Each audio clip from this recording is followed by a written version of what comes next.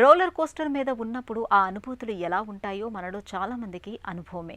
అకస్మాత్తుగా పైకి వెళ్ళటం, అంతలోనే గభాలున లోయలోకి వెళ్ళినట్టుగా వేగంగా కిందకు రావటం, ఒకచోట ఆగి గిరికీలు కొట్టడం, ఇవన్నీ మనల్ని అంతులేని ఉద్వేగానికి గురిచేస్తాయి. మానసిక రుగ్మతల్లోనూ ఈ రకమైన ఉద్వేగాలు మనలో కనిపిస్తూ ఉంటాయి. ముఖ్యంగా మేనియా అనే మానసిక రుగ్మత ఉన్నప్పుడు మనిషిలో అంతులేని ఆత్మవిశ్వాసం కనిపిస్తూ ఉంటుంది. దేన్నైనా సాధించగలను, ఎవరినైనా ఢీ కొట్టగలననే ఉత్సాహం కనిపిస్తుంది. దేన్ని లెక్క చేయనితనం, తెగువ కనిపిస్తుంది.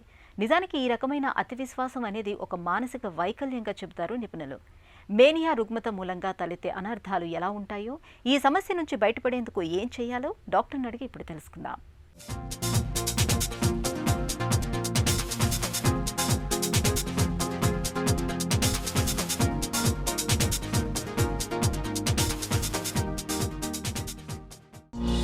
మేనియా అంటే ఏంటి?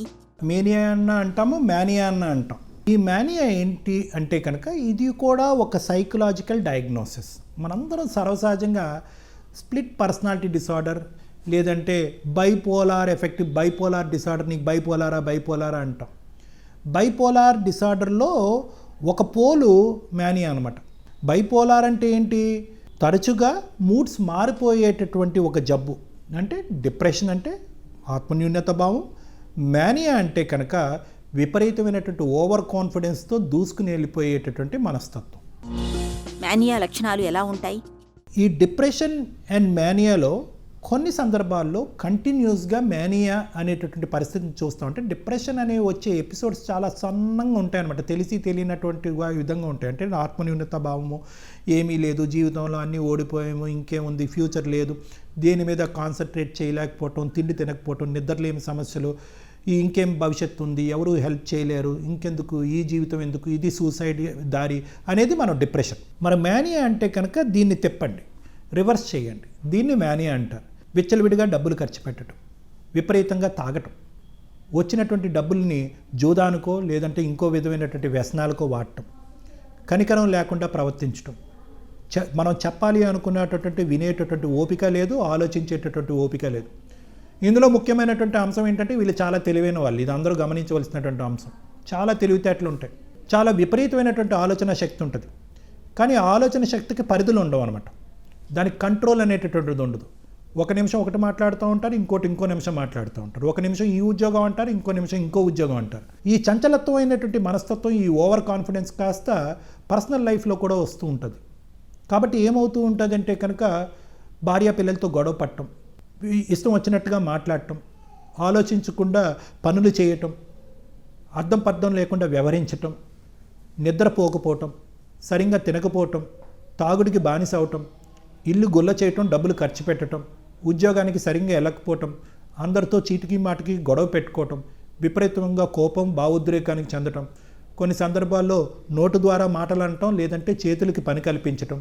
సో ఇవి విపరీతమైనటువంటి ధోరణి అన్నమాట. దీనివల్ల ఏమవుతుంది అంటే ఆ మనిషికి కలిగేటటువంటి విధ్వంసం కంటే చుట్టుపక్కల ఉండే కుటుంబ సభ్యులకి, సమాజానికి కలిగేటటువంటి విధ్వంసం మేనియాలో ఎక్కువ చూస్తూ ఉంటాం. బైపోలార్ డిసార్డర్కు మేనియాకు మధ్య తేడాలేంటి?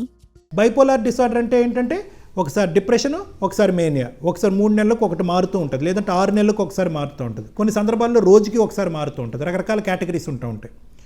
డిప్రెషన్లో ఏంటంటే ఆ వ్యక్తికే సమస్య. కానీ మేనియా ఏంటంటే డే 1 నుంచి ఆ వ్యక్తి ఎప్పుడు కూడా ఓవర్ కాన్ఫిడెంట్గా, సూపర్ కాన్ఫిడెంట్గా, నాకే ప్రాబ్లం లేదు, మీకే ప్రాబ్లం, మీకే అర్థం కావట్లేదు, నా కెపాసిటీ మీకు అర్థం కావట్లేదు, నా తెలివితేటలు మీకు అర్థం కావట్లేదు. ఈ వ్యక్తిత్వం ఉండేటటువంటి వ్యక్తి ఆ వ్యక్తికి ఎప్పుడు సమస్య కాదు. ఎందుకంటే అతను ఏదో విధంగా ఈ మాటలు చెప్పుకుంటూ, ఈ కబుర్లు చెప్పుకుంటూ బతికేస్తాడు. కానీ సమాజానికి, అతని విచ్చలవిడితనానికి, ఆ విపరీతమైనటువంటి ఆలోచన శైలికి, కుటుంబ సభ్యులు ఆ డబ్బులు ఖర్చు పెట్టే ఆ వ్యసనాలకి బానిస అవటం, కానీ ఏ ఆలోచన ఎప్పుడు వస్తే కనుక ఆలోచన చేయటం, రకరకాల బిజినెస్లు చేయటం, పోగొట్టుకోవటం, బెట్టింగ్లు, గ్యాంబ్లింగ్ ఆడటం, డబ్బులు పోగొట్టుకోవటం, భార్య పిల్లలతో సమన్వయంగా ఉండకపోవటం, విడాకుల వరకు దారి తీయటం, మళ్ళీ వేరే పెళ్ళిళ్ళు చేసుకోవటం, ఇంకో రిలేషన్షిప్లోకి వెళ్ళటం, ఎక్స్ట్రా మ్యారిటల్ రిలేషన్షిప్లోకి వెళ్ళటం, ఇది మేనియా. సో అది చాలా ప్రమాదం. మేనియా రుగ్మత అనేది సమాజానికి ఎందుకు ప్రమాదకరం? చాలామంది ఫ్యామిలీ మెంబర్సు మేనియా వరకు చూడరు, హైపోమేనియా చూస్తూ ఉంటారు. అంటే కొద్దిగా చిన్నగా ఉండే లక్షణాలు. వాళ్ళు సభ్య సమాజానికి ఎటువంటి ఇంప్రెషన్ ఇస్తారంటే, అబ్బా ఏం స్మార్ట్రా వీడు, వీడు ఆలోచన ఏంటి, వీడి విశ్లేషణ ఏంటి, వీడు చేసే పనులు ఏంటి, ఎందుకంటే వీళ్ళు ప్యాథలాజికల్ లయర్స్ కూడా, అంటే విపరీతంగా అబద్ధాలు కూడా ఆడుతూ ఉంటారు. రే అక్కడ ఒక 3 కోట్లు ఇన్వెస్ట్ చేశాను, ఇక్కడ 10 కోట్లు ఇన్వెస్ట్ చేశాను, వాడికి ఇంత చేశాను, వాడు ఇంత తప్పుకున్నాడు, ఆ మినిస్టర్ తెలుసు, ఆ సినిమా యాక్టర్ తెలుసు అని ఇలా కూడా చెప్తూ ఉంటారు. సో చాలా గొప్పలు చెప్తూ ఉంటారు. సో చేసేది తక్కువ ఉంటుంది, గొప్పలు చాలా ఎక్కువ ఉంటుంది. అది పుట్ట విప్పితే కనుక అన్ని అబద్ధాలని మనకు తెలుస్తుంది. మ్యాక్సిమం వాళ్ళు ఉండేది 1%, తెలివైన వాళ్ళే, కానీ ఏంటంటే చేతలు తక్కువ ఉంటాయి, మాటలు ఎక్కువ ఉంటాయి అనమాట. సో కాబట్టి ఏమవుతుంది అంటే కనుక చాలామంది నమ్ముతూ ఉంటారు, అబ్బాయి మీరు ఎంత బాగున్నారు ఏంటి అన్నవుతుంటుంది. కానీ అసలైనటువంటి వాతావరణం అనేది కుటుంబంలో ఉండేటటువంటిది దగ్గర బంధువులకి, స్నేహితులకి విపరీతమైనటువంటి తత్వం కనిపిస్తూ ఉంటుంది. వీళ్ళు క్రాస్ సెక్షనల్గా, అంటే ఒక ఫోటోగ్రాఫ్లా చూసామనుకోండి అద్భుతంగా అనిపిస్తూ ఉంటారు. దీర్ఘకాలికంగా ఒక సినిమా లెక్కను చూశాను అనుకోండి వీళ్ళు గుట్టు రట్టు అవుతూ ఉంటారు. మేనియా వ్యక్తుల్ని ఎలా సరిదిద్దాలి? చికిత్స ఎలా? ఇది ఫేస్ వైజ్ డిసార్డర్ కాబట్టి ఇందాక నేను చెప్పినట్టుగా ఏంటంటే ఒక ఫేస్లో ఒకలా ఉంటారు, ఒక ఫేస్లో ఒకటి ఉంటుంది. ఇది కంటిన్యూస్గా ఉండదు. ఈ మేనియా అనేటటువంటిది కంటిన్యూస్గా ఉండదు.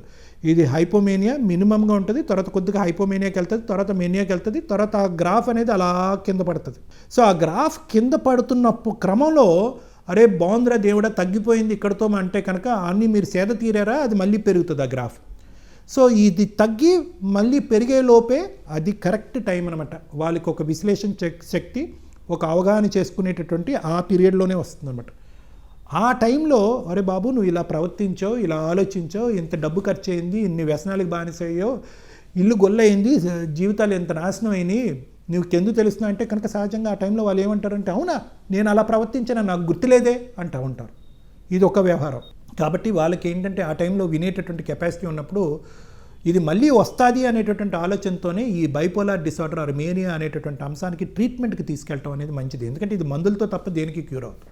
డాక్టర్ రూమ్లోకి అడుగుపెట్టిన తర్వాత మళ్ళీ ఇంకో సమస్య ఏమొస్తుంది అంటే కనుక వీళ్ళు డౌన్లో ఉన్నప్పుడు మందులు వాడుతూ ఉంటారు, నిదానంగా హీరోయిజం వస్తూ ఉంటుంది చూడండి, ఆ సెకండ్ ఫేజ్ వస్తూ ఉంటుంది. కానీ ఆ దగ్గర క్రమంలో వీళ్ళు మందులు ఆపారంటే, పొరపాటున తగ్గించడం కానీ అవసరం లేదని కానీ వేరే కారణం వల్ల ఆపారంటే కనుక ఆ స్పీడ్ పెరుగుతుంది, ఇంకా అసలు వాడరు.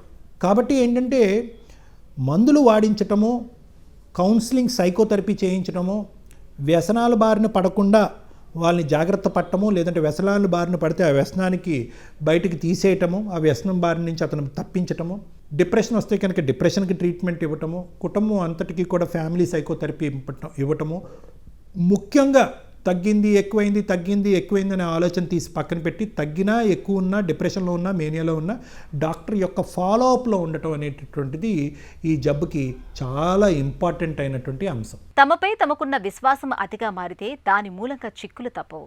దేన్ని లెక్క చేయనితనం, తెగువు, తెంపరితనం, కయ్యానికి కాలు తువ్వడం అనేవి సమస్యలుగా మారతాయి. కాబట్టి మేనియా లక్షణాలు కనిపిస్తున్నప్పుడు ఖచ్చితంగా మానసిక వైద్యుల పర్యవేక్షణలో చికిత్స ఇప్పించడం చాలా అవసరం.